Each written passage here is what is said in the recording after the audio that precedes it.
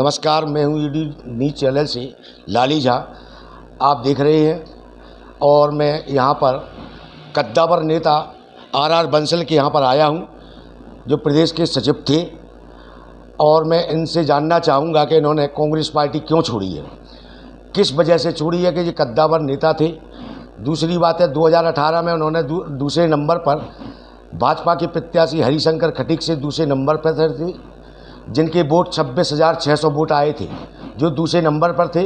और मैं आर बंसल से पूछना चाहूँगा कि आपने कांग्रेस पार्टी किस वजह से किस कारण से आपने छोड़ी है। तो आर बंसल जी, आप ये बताइए कि आप कांग्रेस पार्टी में आपका वर्चस्व था, कद्दावर नेता थे, आपके साथ समाज के लोग भी थे, आपने क्यों कांग्रेस पार्टी छोड़ी है और क्यों समाजवादी पार्टी में आप आए हैं? नमस्कार झा साहब, आपके चैनल के माध्यम से मैं जतारा विधानसभा क्षेत्र के सम्मानीय मतदाताओं के चरणों में नमन करता हूं, प्रणाम करता हूं और आप सबको नमस्कार करता हूं।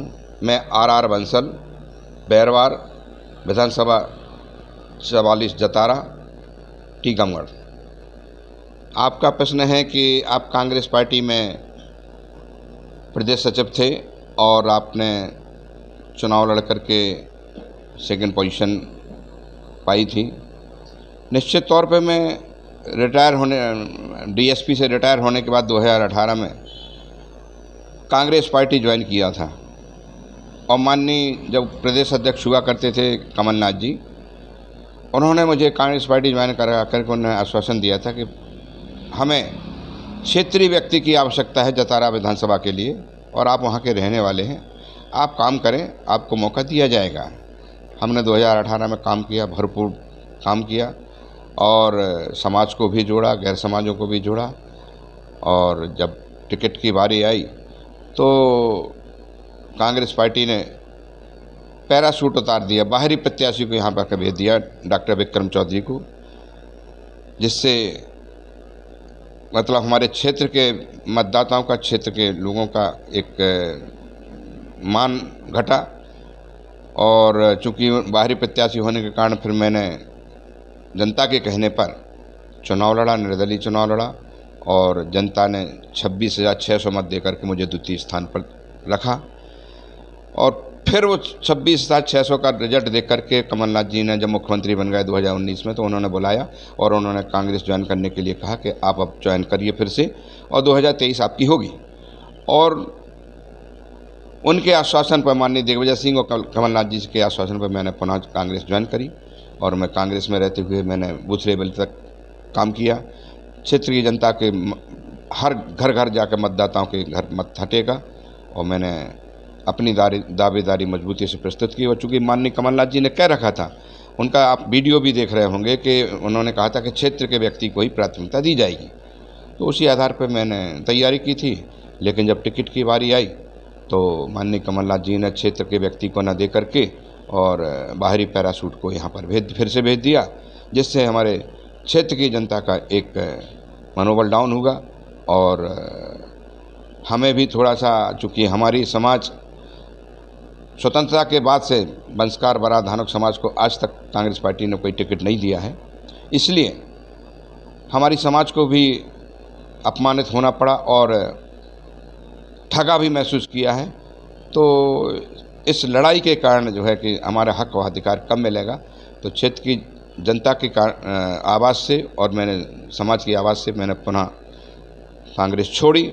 और जहां मेरा मान सम्मान हुआ कांग्रेस छोड़ने पर, माननीय हमारे समाजवादी पार्टी के राष्ट्रीय अध्यक्ष श्री अखिलेश यादव जी ने हमें लखनऊ बुला करके और हमारा मान सम्मान किया और उन्होंने हमें समाजवादी पार्टी से जतारा विधानसभा का प्रत्याशी घोषित किया।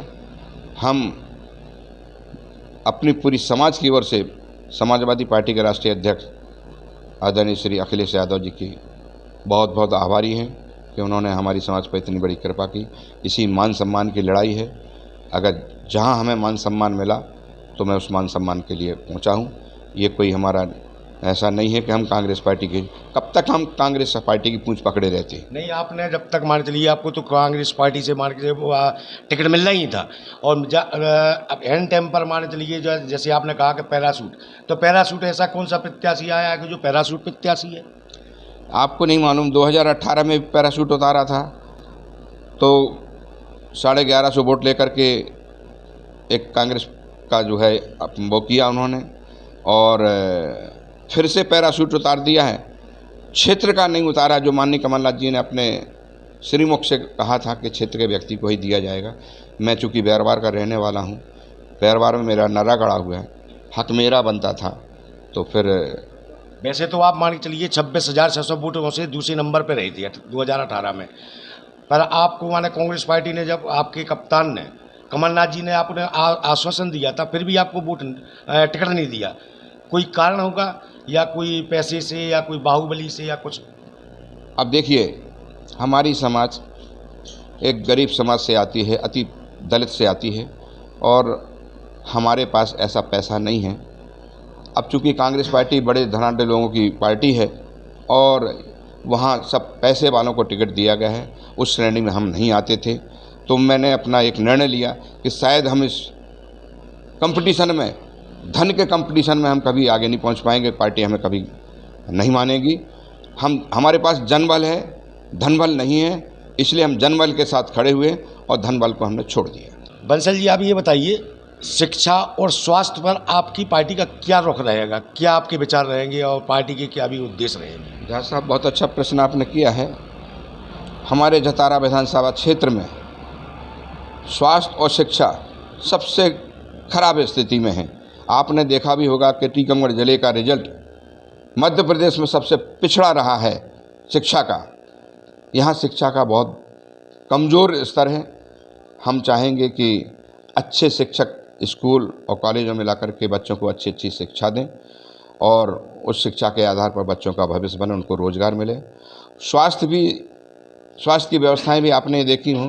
जतारा में, हमारे लिधौरा में या चंदेरा में जो भी अस्पताल हैं, अस्पताल बने हुए हैं, लेकिन डॉक्टरों की व्यवस्था नहीं है, दवाइयों की व्यवस्था नहीं है, और कोई गंभीर व्यक्ति अगर आता है तो उसको सीधा सीधा रेफ़र झांसी किया जाता है, और पैसे के अभाव में यहाँ के लोग, गरीब आदमी, उसकी जान नहीं बचा पाते हैं, और उनको जो बीमार होता है उसको अपनी जान गंवाना पड़ती है। केवल रेफ़र करने का काम यहाँ के लिए, यहाँ के स्वास्थ्य अस्पतालों का है। हम चाहेंगे कि यहाँ पर अस्पतालों में अच्छे अच्छे डॉक्टर लाएंगे, अच्छी अच्छी दवाइयाँ लाएंगे, और पूरा स्टाफ लाएंगे, जिससे क्षेत्र की जनता को अच्छा स्वास्थ्य लाभ मिले।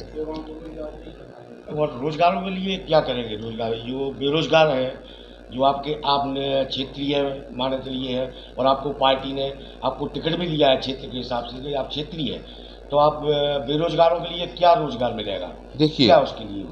जहाँ साहब, यहाँ पर बेरोजगारी चरम सीमा पर है, और चूँकि इस क्षेत्र में अपार संभावना है इस बेरोजगारी को ख़त्म करने की लिए, लेकिन ना भारतीय जनता पार्टी ने और ना कांग्रेस पार्टी ने आज तक इस क्षेत्र में ऐसा कोई रोजगार का कोई संसाधन नहीं जुटाया है जिससे हमारे लोगों को रोजगार मिलेगा।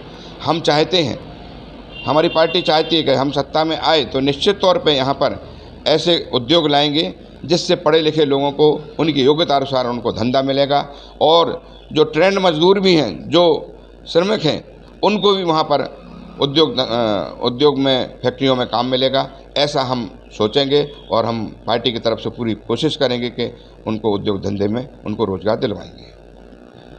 ये थे आर बंसल जी, और मैं उनसे चर्चा कर रहा था। उन्होंने बताया कि मैं स्वास्थ्य, शिक्षा और बेरोजगारों को रोजगार दिलाने का काम मैं करूंगा।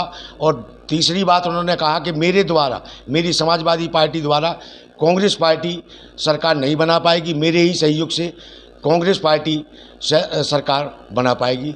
धन्यवाद। जय हिंद।